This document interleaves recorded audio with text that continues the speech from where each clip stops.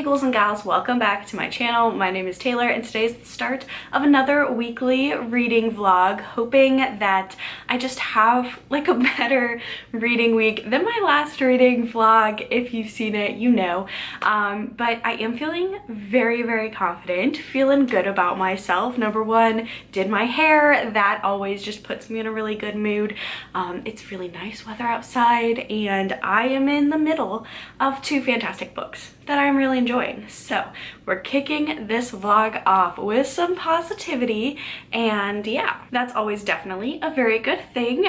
The horrible things that are still happening in my state to my career as a library worker, still happening, but you know, I'm not gonna be positive and I'm going to approach this with a, you know, I went through all the 5 stages of grief because it's hard knowing that people in your state, Arkansas, don't like libraries. I shouldn't say people in my state, but the elected officials in a very loud minority acting like we're child predators.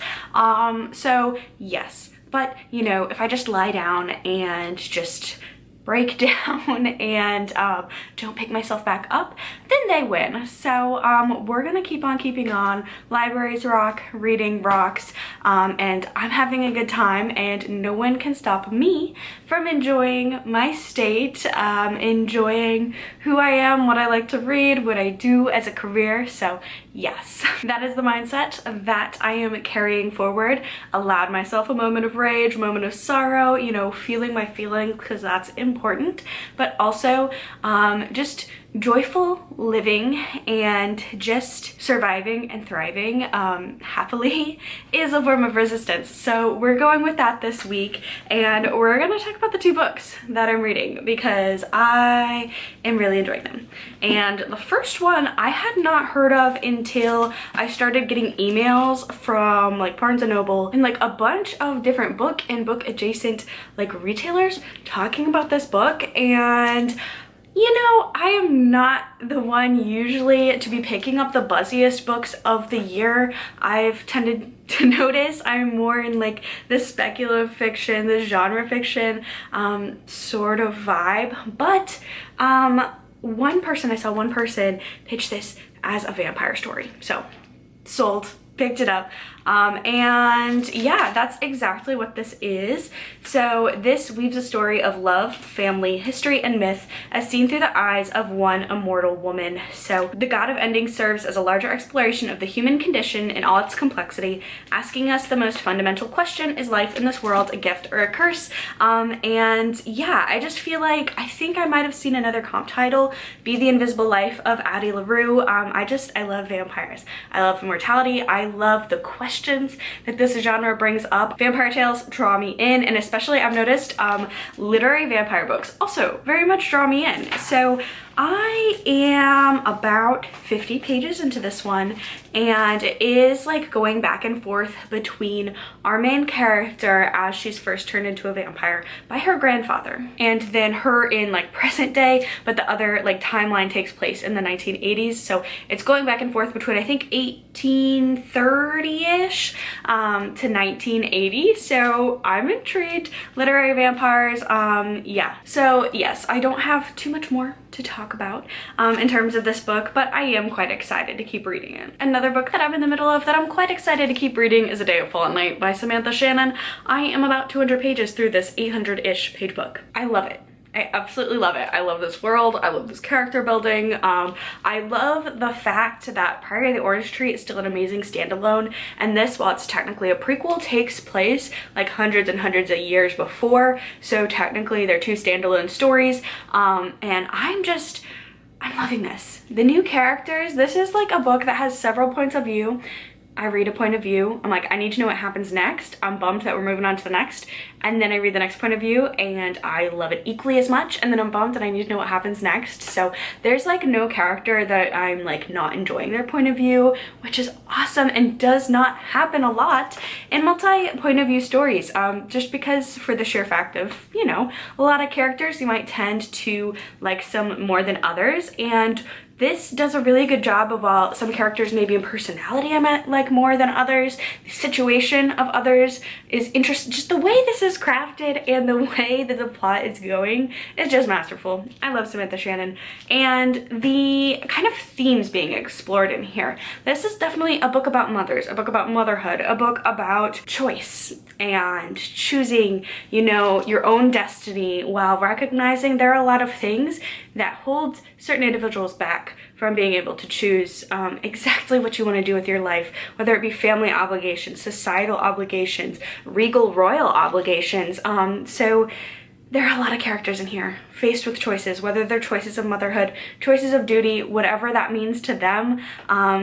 And it's just a book of mothers and daughters, and oh my god, I was kind of nervous to really dive into it last week, just because I knew I was gonna love it. I was in a bad mood last week, so I didn't really want to sully my feelings of this book, but now I've been reading it again, like 200 pages in, loving it. Absolutely loving it. So those are the two books that I'm starting this week off with. I'm loving both of them, so hopefully we'll get some good 5 stars out of this vlog, but I'm gonna go back to reading, just get some more pages in before the weekend ends, and I will talk to you all with another reading update a bit later.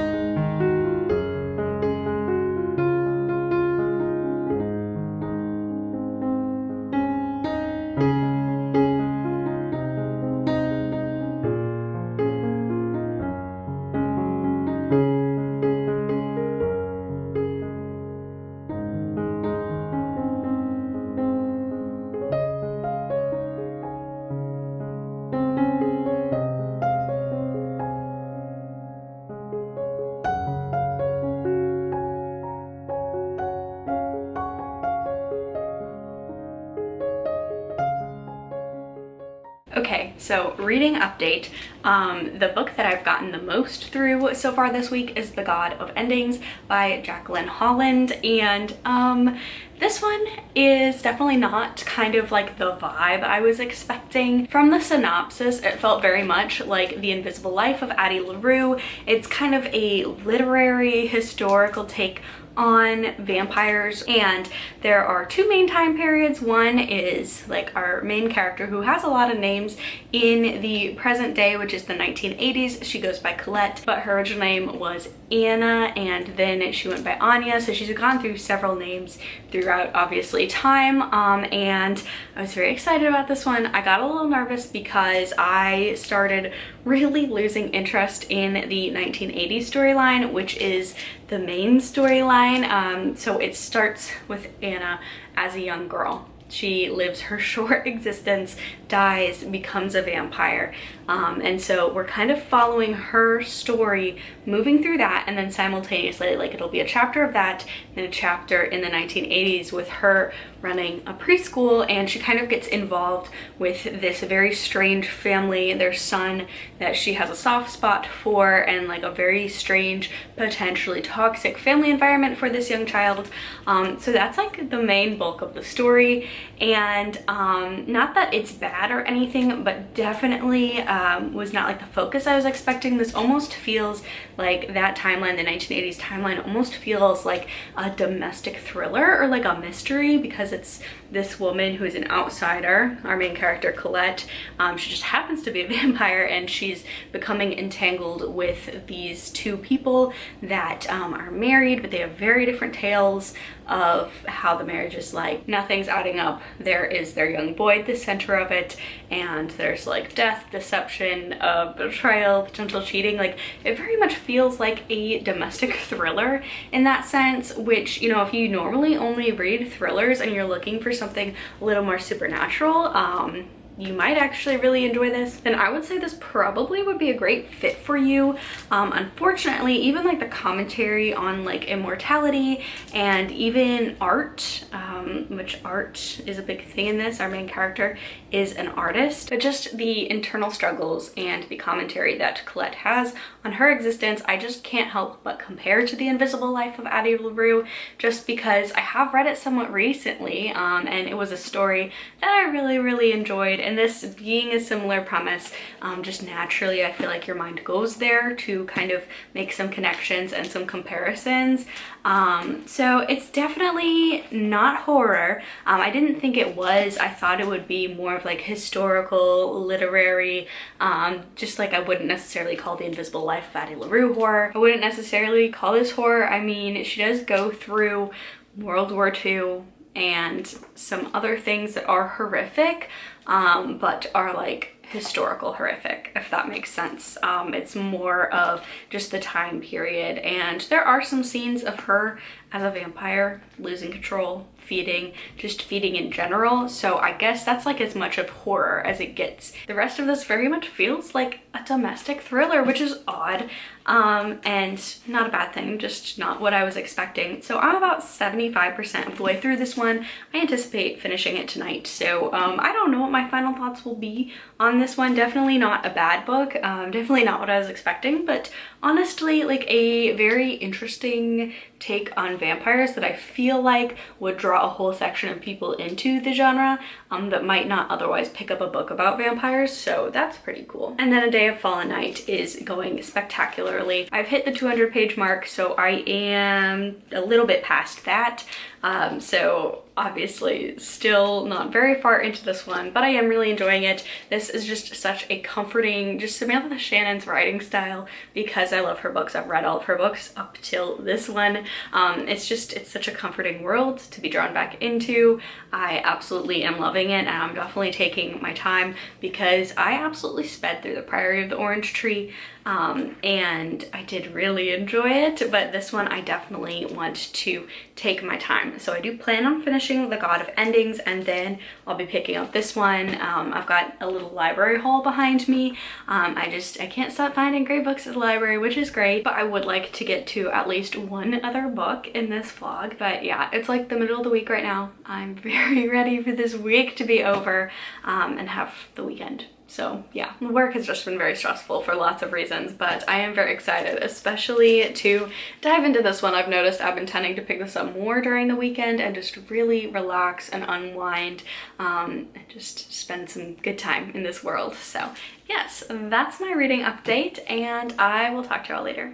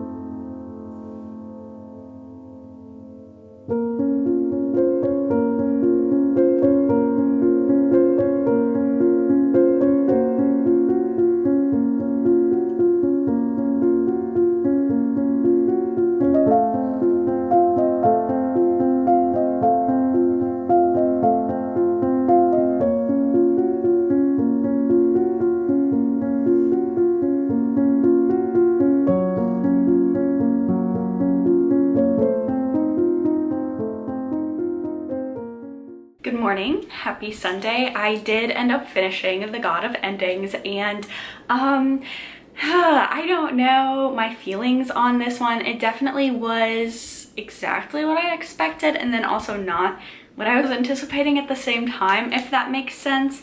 Very much like The Invisible Life of Addie LaRue. Again, I feel like this will appeal to literary readers or even thriller readers who maybe want something a little more supernatural if they do tend to read contemporary. There were, you know, two timelines like I've mentioned before. The one in the past that wasn't like the 1980s timeline was just more engaging to me than the present.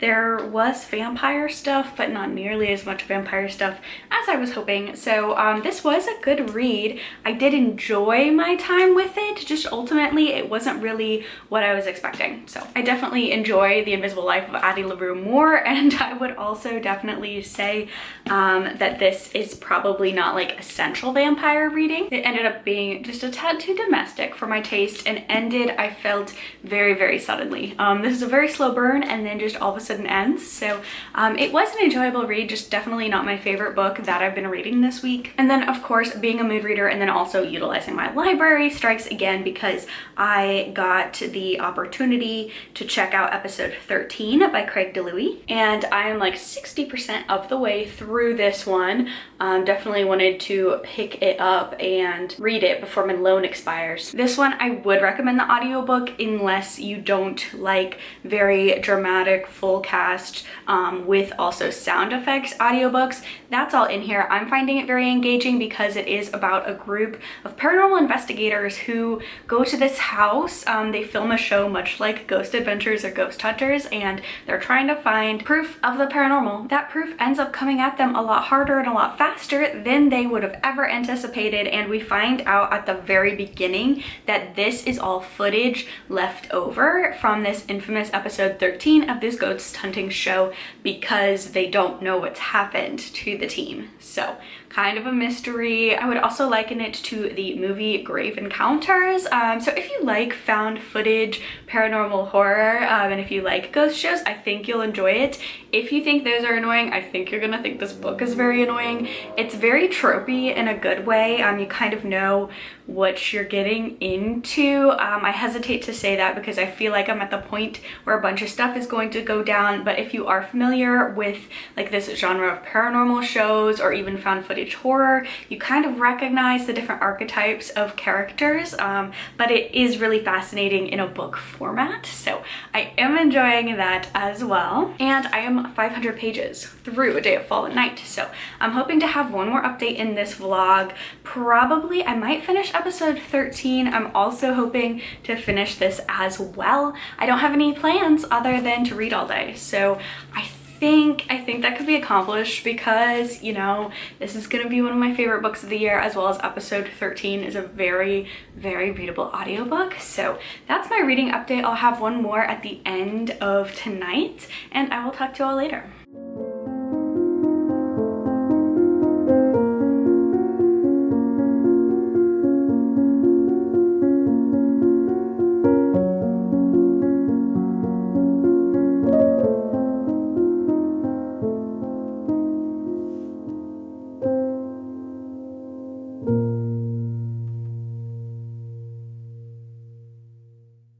Alright, so it is now time to wrap up the vlog. I did get another book finished, and that would be episode 13, the one about the haunted house and the film crew going to investigate. I did really enjoy the audiobook. The audiobook is full cast, like each of the points of view have their own narrator, as well as it has sound effects and music as well. So if you're not into that, you know, probably not the audiobook, because I could see how for some of the things it might be a little corny or like cheesy, because like even like sneezes and hiccups and like laughs were like the actors did them, and some of them were a little better at like fake laughing or fake making those sounds than others. But if you really enjoy those theatrical productions, probably one of the best theatrical audiobook productions I've listened to in quite some time. It definitely added to that atmosphere of it being a found footage story. Now I know that found footage paranormal sort of movies are not everyone's cup of tea, and I know a lot of people think that especially found footage can tend to get very irritating with just like different character tropes, as well as just the whole sort of premise. And I do think this one was like very much a love letter book to that whole sort of genre. The characters, they're not stock characters, but you can definitely tell the archetypes of the characters if you watch a lot of ghost shows, if you watch a lot of found footage horror. I think you can see most things coming, in particular like the pacing of things going right to dreadfully wrong at the end. And if you don't like those in movie form, I do think it's a little harder to suspend your disbelief when it comes to a book just in that particular format of storytelling. So if those movies don't work for you, the book probably wouldn't. But I did have a really fun time reading it, and it was short enough where it was just delightfully atmospheric. I love epistolary novels. Please leave more recommendations for specifically epistolary horror down below, because I had a fun time with it. And then the book that I am going to finish soon, but again, taking my time with it, A Day of Fallen Night by Samantha Shannon. I'm now on page 600 out of 800 something. Oh my god. I'm loving it. This just, you know, no surprise, going to be one of my favorite books of the year. I don't really want to talk about it too much because I've been gushing about it this whole entire vlog long. It's really, really good, and I'm just, I love it. I don't know what else to say other than pick it up. This is a standalone. You don't have to have read Priory to have read this. I still think I would recommend reading Priory over this, just because Samantha Shannon is a writer that even her debut, super good. I absolutely loved it. I loved the Bone season. I'm very excited to get like the 10th anniversary rewrite this year. But you can tell each book she spends a lot of time working on her craft, perfecting her craft, and between every book you can see just like the writing style just like get better and better with each book. So I feel like just in terms of fantasy, I feel like Priory is a good entry into this one. I feel like the way that things are explained, especially if you're newer to fantasy, you don't pick up a lot of epic fantasy, Priory might be an easier introduction to the world, but you could really pick up either. I'm really, really loving this. I definitely either, I only have like 200 pages left, so I could see myself finishing it today if it gets really good, which, you know, I want to, but I don't want to rush it. And then if I don't finish it today, I'm gonna finish it tomorrow. I'm absolutely loving this. So I really had a fun time with this reading vlog. I hope you did as well. If you enjoyed this video, please subscribe for more content from me. Give this video a thumbs up, and I will talk to you all in the next one. Stay safe, stay spooky. Bye guys.